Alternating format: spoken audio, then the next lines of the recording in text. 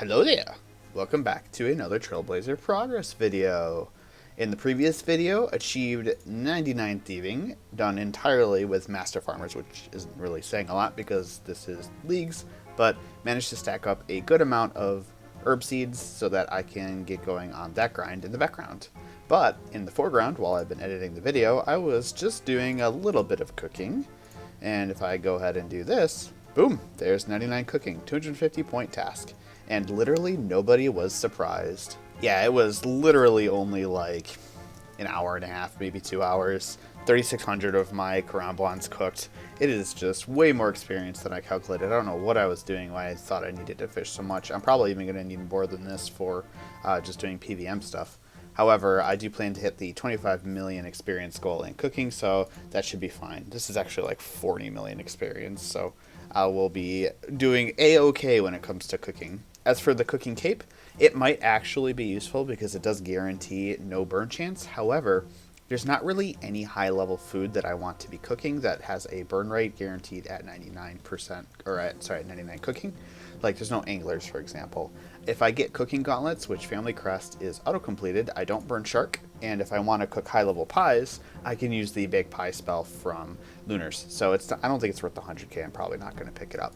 I have 499s and none of the skill capes are useful. So what is the plan today? The plan today is to start slaying. However, I need a very important gear upgrade before I can begin that, or before it would be efficient to do so. There are a couple notable best in slots that I need to get with my regions and my choice of the double cast relic. These items are the Trident of the Seas, a staff that is very important because it'll allow me to do one of the only 4-tick magic spells in the game, meaning it becomes 2-tick with my relic. The Occult Necklace, which is an amulet that increases magic damage by 10%, and the Tormented Bracelet, which is a high-level glove slot item that increases magic damage by 5%.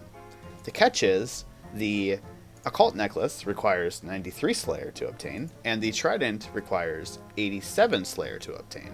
So those I won't be able to get to start my Slayer grind. I'll have to get those far into the Slayer grind after it's like almost half over basically.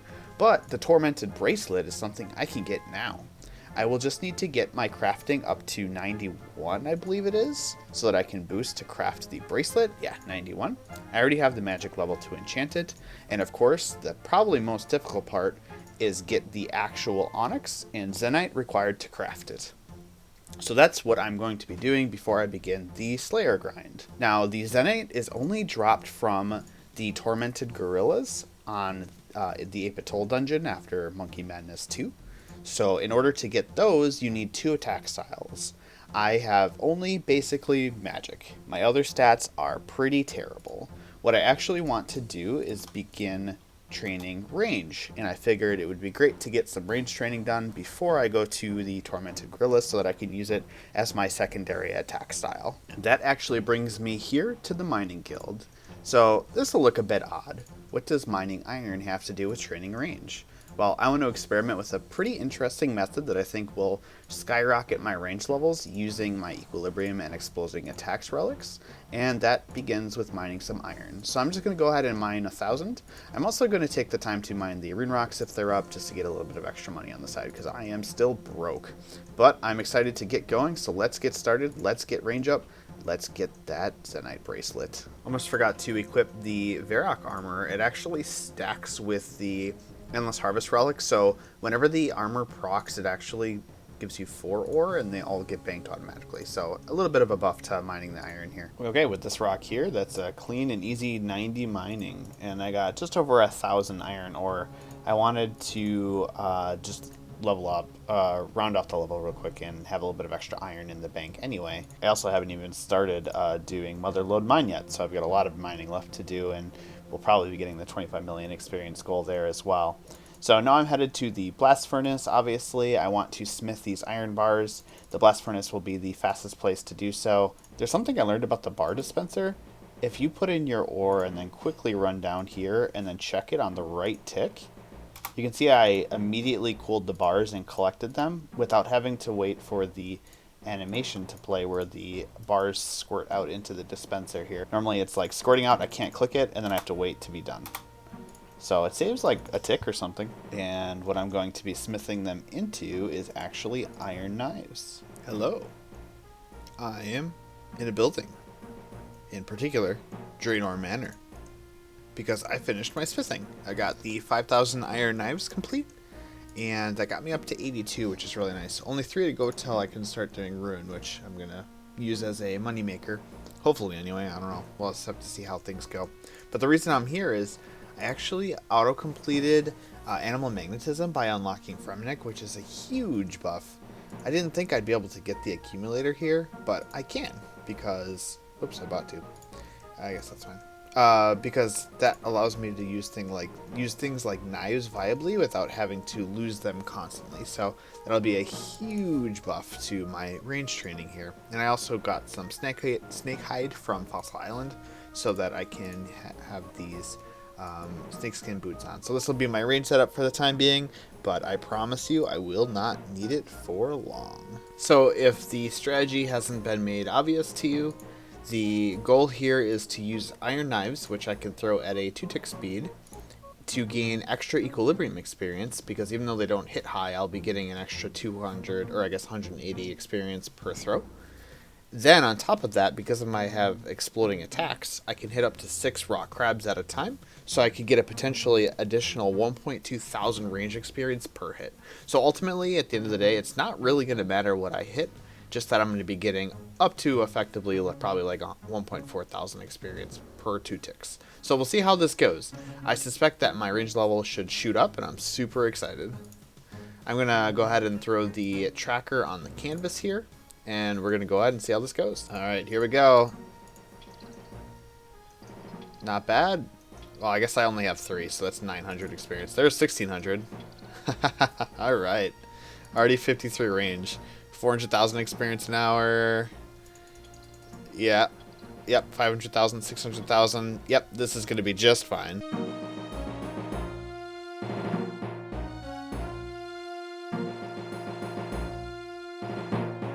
So the rock crabs are pretty good, about 1.6 million experience an hour, which really isn't bad.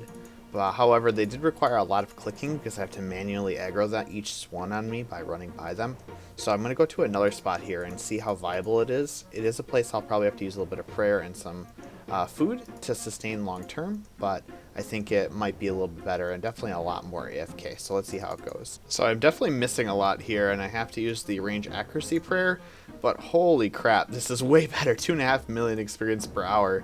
You also have to stack them a little bit because some of them are too wide, and the relic doesn't work super well when they're too wide and not on the right corner of each other, I guess. It probably checks their primary tile. But I can just run back and forth like this to stack them up. And then it's a lot easier than rock crabs because they aggro from much further. And wow, already done. 70 range just like that. Definitely fairly inaccurate even here. It could get a lot faster if I brought a little bit better range accuracy gear. But wow, I just feel like if I just stand here long enough, look at those 4K experience drops, I'll get extra levels without even trying. Alright, obviously I can't kill a tormented demon or gorilla with iron knives. So I'm here to get the Rune Crossbow drop. I would just go and get the smithing level because I'm planning to do so anyway, but I figured it's a 1 in 16. It hopefully won't take too long to get from the Steel Dragons. Plus I get a chance at the Dragon Plate Leg or Plate Skirt drop, which is also a task. It is also incredibly annoying, but the charges are not 90% decrease usage on the Ivan staff. So I'm going to blow through charges on this thing because I attack faster than you would normally even. So I'm going to have to kind of think about how I'm going to use this more sparingly. I guess I won't use it for Slayer. It's just weird that it doesn't save the charges because it saves the charges on the Trident. So maybe just an oversight. No freaking way did that happen. 11 kills? Really? And no rude limbs? Oh my goodness. Well, that's nice. That's a 100-point task right there. There they are. That honestly wasn't too bad. I mean, can't complain, can't complain. Got the Dragon Plate Skirt drop after 11 kills, but it took 23 to get the limbs, so I'll take it. So, next problem. I need to get 69 Fletching. I've only got 65. I'm going to take a little bit of a different path on this. I'm actually going to be Fletching my willow logs into arrow shafts. It's going to take a little bit longer to get to 69, but at the end of the day, I'm planning to do broad arrows all the way to 99, so it should help a lot there. So yeah, the idea there being the equilibrium experience helps me out here by giving me about 420 experience. Alright, so that was nice and fast. Go ahead and pop these feathers on here, and 69 fletching from that. Of course, I had to sneeze right in the middle of that clip, but with the U-log, I can make a stock, attach the limbs, which requires a hammer. Again, attach the limbs, put on the string, and boom, Rune Crossbow. 100 points for fletching and 100 points for equipping. Nice and easy. That might have been a good one to knock out before I got the last relic, honestly. That's a lot of points for not too much work. So, the next step is ammunition. What am I going to use? I am going to try to use adamant bolts, but we'll see how many I can get. I mean, I do have the level required to smith them, so it shouldn't be too bad. I just remembered there was a hard task to mine 100 adamant ore, so I figured I'd knock that out real quick. That way I can make a bunch more bolts. Alright, just found a friendly soul to help me complete the Karamja hard diary. So I actually did this because I realized I was really close to getting it done. And I actually went to go mine gems from the gem mine in Shiloh Village because I figured might as well get those diamonds, get a few more of the diamond bolts. But the gem mine there is super crowded, so since I was so close anyway, I just figured I'd knock out the diary and get access to the full gem mine. Oh, and of course, another hard diary means another big batch of prayer experience. Karamja gives a little less than the other diaries, so that was only 160,000, but still great. So now there's a ladder here, which wasn't there before. And if I go down here, I have access to all of these gem rocks all to myself. I'm only getting about 1 million experience per hour here, and I was like, why is it lower than iron? Normally this is pretty good.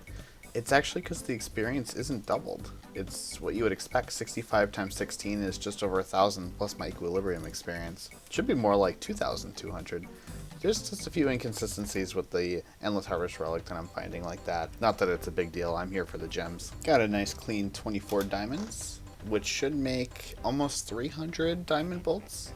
So that'll be enough to get me through for a little while. There's 70 fletching, a nice level to get because I can make you longbows, though I don't know if I ever will. Okay, and we're ready to go kill some tormented gorillas. This is going to be my setup. I've got my mage outfit here, and then I've got my range switch here for when I need to range. I don't know if I'm going to keep the Brutus shield or not. It will be nice for having the prayer bonus, and I'm going to be keeping prayer on the whole time, of course. So I might swap it out if I'm taking too much damage, but I don't think you take too much damage when you got prayer on. I don't know. Never been there before. So gonna give it a try. We'll see how it goes. Alright, so I'm going in really blind here. I've never actually killed these. This is where I start to get into the content of things I haven't done in the main game. So I'm really curious to see how this goes. I've watched a couple guides, and obviously I've watched a lot of other content creators actually do this, so I have a good idea of what to do, but we'll see what happens. Plus, my gear is not as good as most people would expect to have at this point, so I'm excited. Let's get in. This is so terrible. I didn't realize the other area was multi-combat, and then I thought maybe, oh, you know, I'll use the thing to bounce the attacks off of each other, the exploding attacks. Nope, that did not happen. But look, I got a clue already. I feel like I'll get better as time continues. Second trip, much better. Check out that inventory. It's actually going quite well, I think. Definitely missing some prayer switches, but not for 1 or 2 attacks at a time. Also, I'm in a corner now where I can't get PJ'd off constantly. Have to kind of try to get in the habit of staying in combat with the thing when I don't normally do that. Alright then.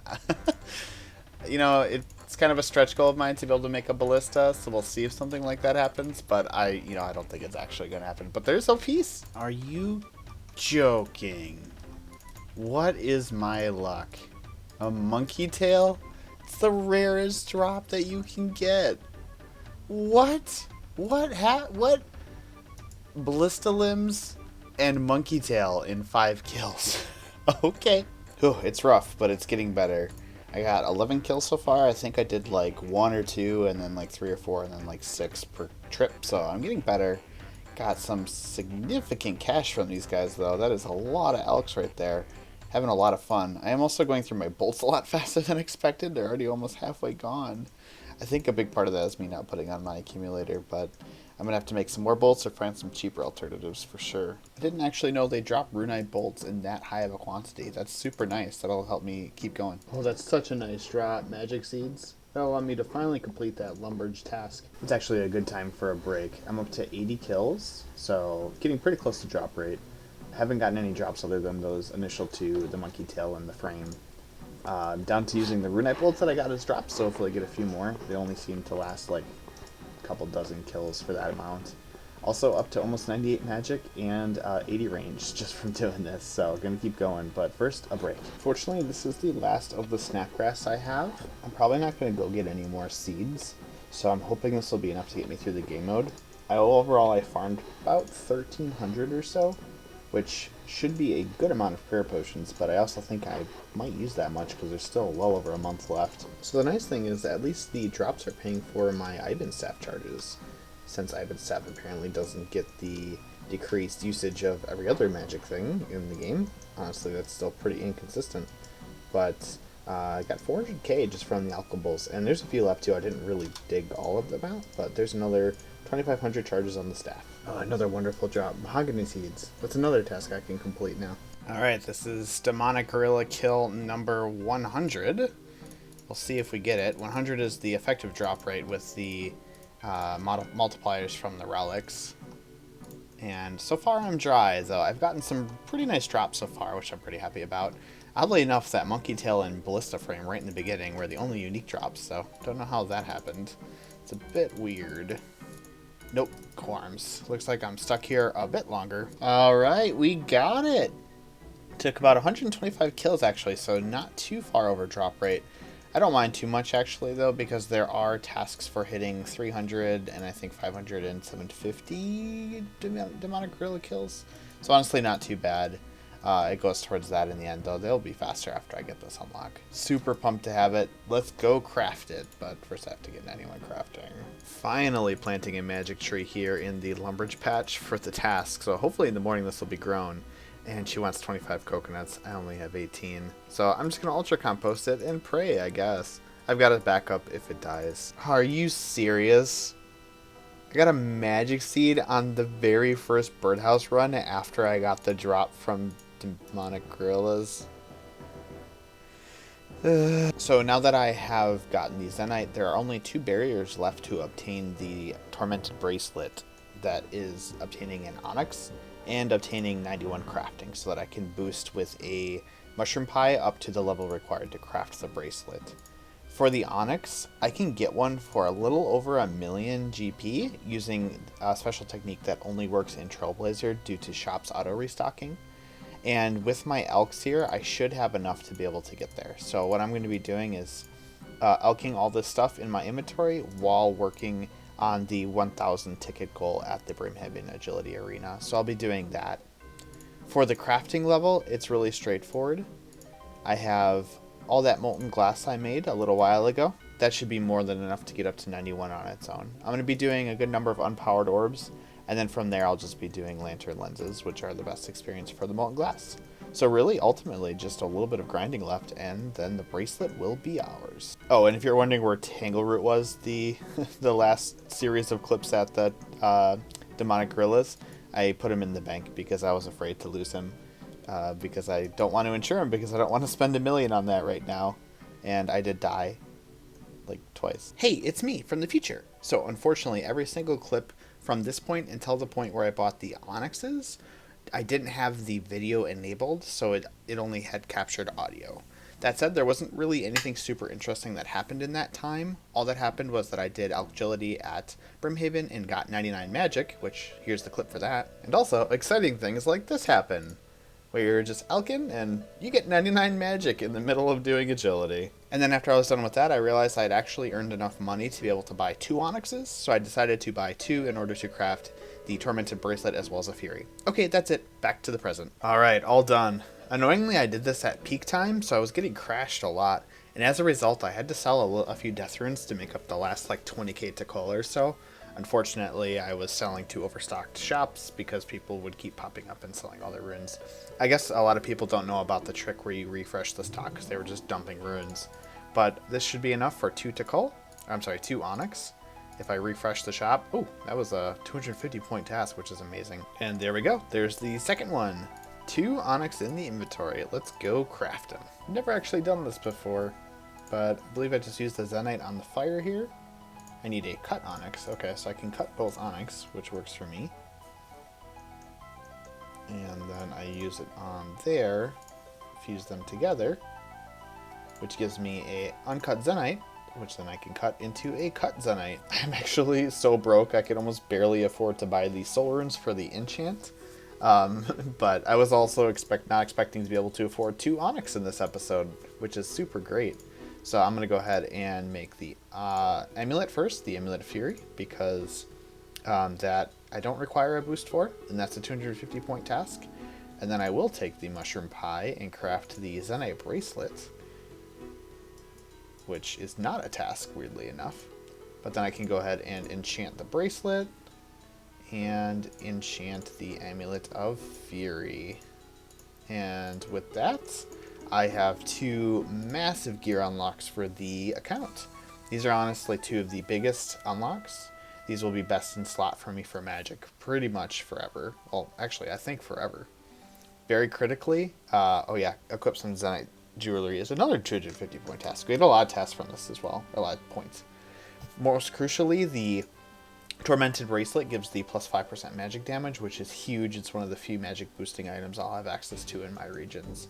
The Amulet of Fury is really just an Amulet of Glory with slightly better prayer, slightly better strength, and better defense. But that means it's still a really nice upgrade to have versus that. And also it'll be really nice for melee, though. Eventually I do plan to get a Torture. Alright, with that grind out of the way, I am so excited to be able to get into the next episode, where I'm going to go ahead and start Slayer. I am so pumped. I've been waiting to do Slayer for so long. There's so many unlocks that I wanted to get beforehand, but now we got them. So let's go ahead and get started. As always, thank you so much for watching. I hope you enjoyed the video.